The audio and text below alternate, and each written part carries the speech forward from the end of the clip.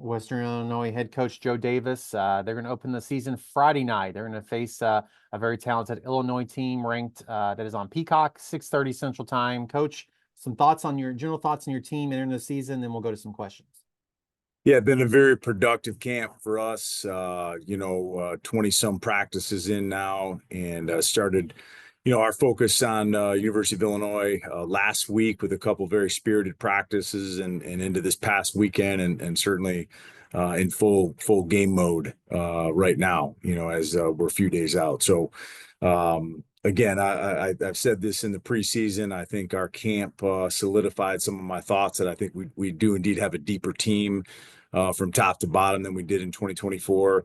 Now it's just going to be who are the next guys to kind of rise up. At this time last year, we didn't know that we had an all-conference quarterback and an all-American receiver and an all-conference running back and a potential all-American kicker kind of on our roster. We knew we had some talent, but didn't know how those guys were going to respond when it comes to the competitiveness required to play in a Division I football game. And we didn't find some of those things out until week 3 or 4 or 5, in terms of getting into FCS play. So, proud of our team in terms of where we've come and how far we've come here in the last 18 months.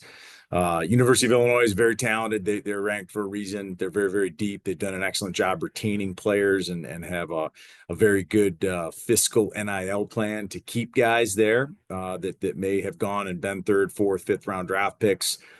They were able to pay those guys enough to come back and try to up their draft stock. So well aware of the challenge of it, but we'll have a great plan for these guys Friday night, and our guys will certainly play very, very hard in this football game and be very competitive. Thanks, Coach. We'll go to some questions. Barry is with us. Barry, go ahead and whatever you got.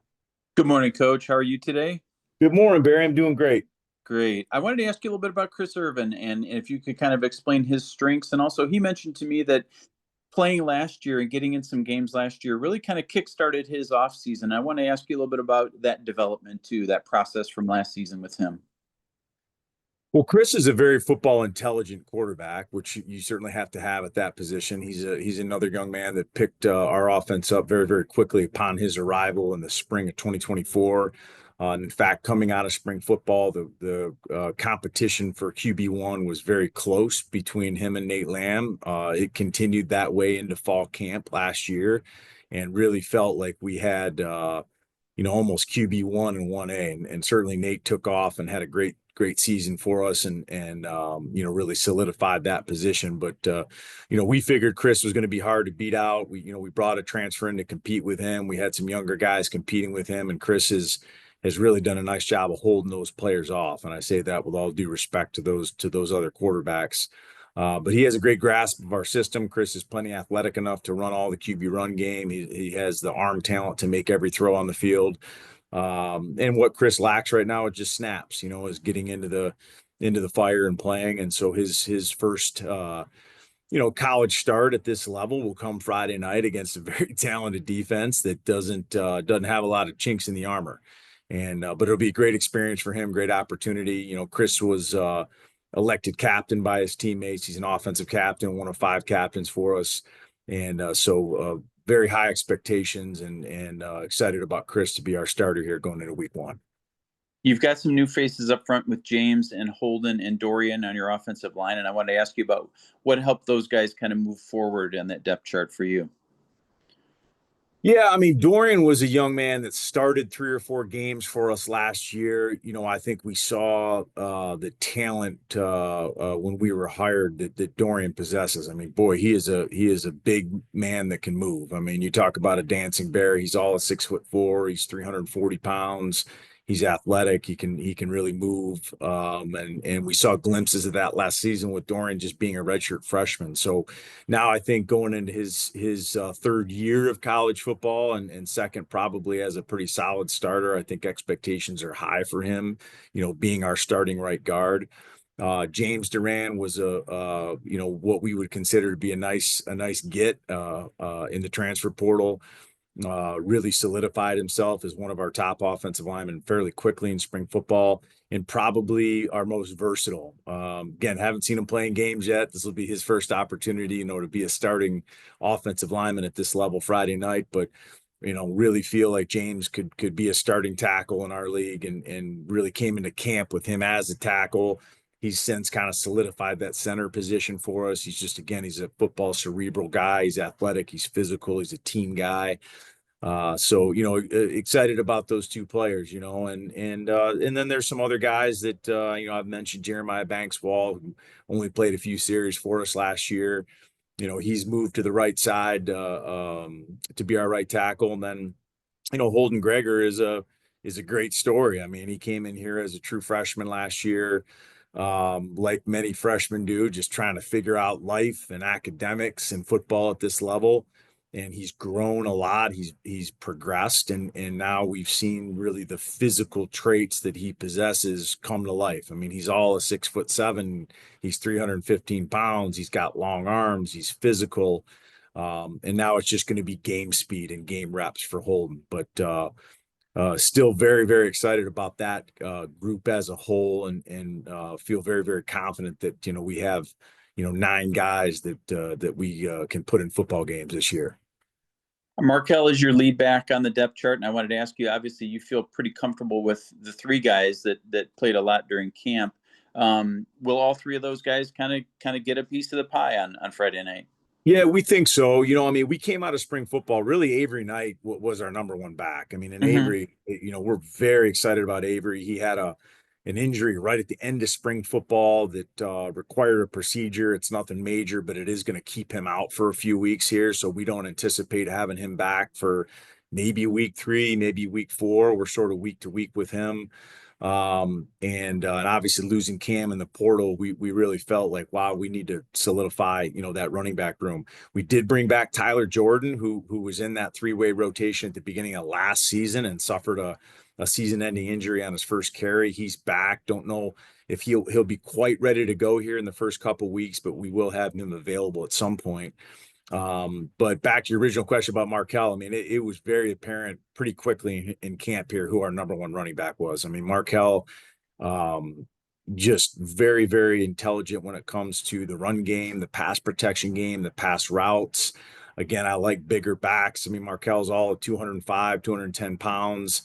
And we're still kind of excited to see Markel really break out. He had won the starting running back job pretty early in camp, and I think that throughout some of the live scrimmages, we kind of kept him out, just saying, hey, how many hits does our number 1 back need to take? So high hopes, I think, for Markel this year. This will be really his first shot, I think, in his career, and it's earned to be a number 1 back. Brinson Williams, we signed from Mississippi State. He's big, he's physical, he's fast, really, really good in pass protection. He'll kind of serve as the 2 and 2A would be, Ernest Temple, who another young man we took at the mid-year, was an All-American junior college running back, twitchy, fast, explosive. Think Ernest Temple has a very, very high ceiling for us. So again, talented running back room. Those guys just going to need to get some carries and get into the fire a little bit, but excited to see them progress here early in the year. Last one I had for you, Coach, is I wanted to talk a little defense. And what are your expectations, and where do you think you'll see the most improvement from this defense? Well, I can tell you right away. I mean, the second and third level, we've completely revamped. I mean, the only returning starter, quote unquote, of those basically 7 players would be Christian Pierce, and he didn't even really play inside linebacker for us. We recruited Christian as a 3rd level safety. We moved him down to a nickel position towards the end of last year, where he really elevated his play.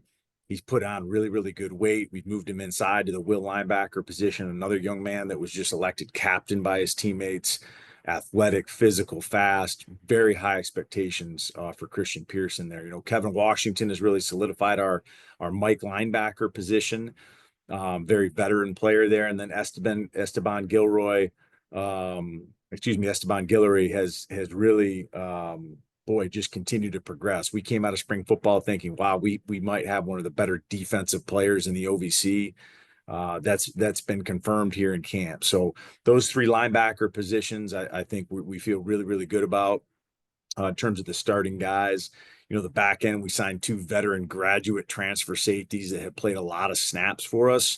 Malini Tia from Sacramento State, and Buju T from St. Francis are both, starting safeties at this level. They pretty quickly solidified themselves as starters on the back end. And then the corner position, you're going to see probably 4 or 5 guys play. I mean, we really feel like we're deep at corner here early in the year. They're certainly going to be tested here over the first couple of weeks.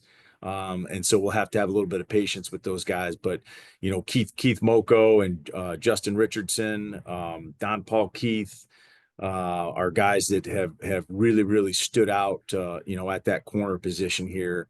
Early in camp, and James Mankaka, was a walk-on for us last year, has pushed himself into that rotation.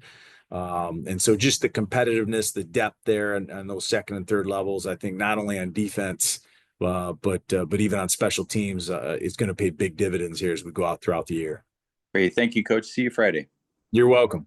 I got one last one. I'll let you go, Coach. You all played a Friday night game last year, but you're going to open up on back-to-back Friday nights and get some Peacock coverage, obviously, in Big Ten Network. Talk about sort of maybe that added exposure for your team when you're playing some of these Big Ten teams. Yeah, I mean, I think it's a positive, kind of being one of the only games, potentially on television for that night. I mean, I'm kind of a old school Friday nights are for high school football guy myself. I mean, I kind of like those nights reserved for high school football, but we'll take advantage of this opportunity. Anytime that you play up in the guarantee games, you're certainly at the mercy a little bit of the TV contracts and the TV schedules. And like I've told our team many times, we'll play anybody, anywhere, at any time. Doesn't really matter. Thursday night, Friday night, Saturday night, you tell us when the game is and we'll be ready to go. I think that's a mentality and a mindset that is pretty entrenched here over the first 16, 18 months of our tenure. So, excited for that game Friday night. I think I've mentioned this to the media. I think there's some nostalgia in a positive way for Western Illinois to play the 2 in-state Power 4 schools. I mean, there's a lot of young men on our team that were teammates with kids at U of I or competed against them in high school. And I just think from a community, family, and in-state mentality, I think it's a really positive game for both institutions. Well, Coach, appreciate your time. Best of luck this week, and we'll talk to you again next week. Thanks, Kyle. We'll see you.